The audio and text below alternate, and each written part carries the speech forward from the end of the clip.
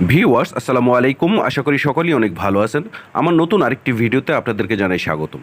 তো ভিউয়ার্স, আমি একটি জিনিস লক্ষ্য করলাম গতকালকে এবং আজকে আমার ইনবক্সে অসংখ্য মেসেজ আসতেছে যে অনেকেই আপনারা মেসেজে জানতে চাচ্ছেন যে আপনাদের যে নগদ অ্যাকাউন্ট আছে সেটা অ্যাপসের মাধ্যমে আপনারা পিনকোড দিয়ে প্রবেশ করতে পারতেছেন না। যতবারই আপনারা পিনকোড দিচ্ছেন কিন্তু ওখানে লগ ইন হচ্ছে না।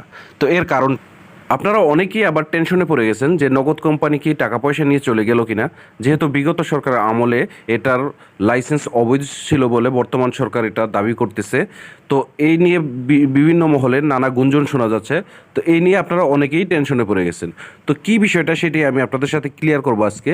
আপনারা যারা বারবার এরকম পিনকোড দিয়ে আপনারা লগ ইন করতে পারতেছেন না, আপনাদের এটার সলিউশনটা আমি বলে দিচ্ছি। আপনারা আপনাদের মোবাইলের প্লে স্টোরে চলে যাবেন।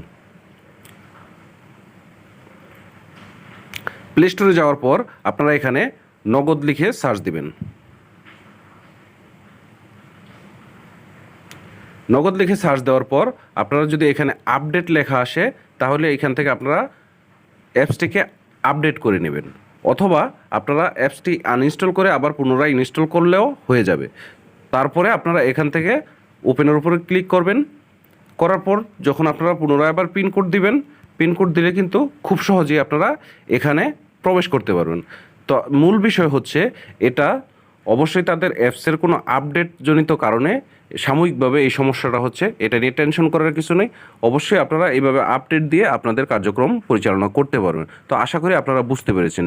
ভিডিওটি যদি আপনাদের ভালো লেগে থাকে অবশ্যই ভিডিওটিতে লাইক দেবেন, কমেন্টস করবেন এবং শেয়ার করবেন। আর আমার চ্যানেলে যদি আপনি নতুন হয়ে থাকেন তবে চ্যানেলটিকে সাবস্ক্রাইব করে পাশে থেকে বেল আইকনটি অল করে দেবেন, যাতে করে এরকম নিত্য নতুন ভিডিও আপনাদের কাছে পৌঁছে যায় সবার আগে। তো আজকের মতো এখানেই বিদায় নিচ্ছি। আল্লাহ হাফেজ, আসসালামু আলাইকুম।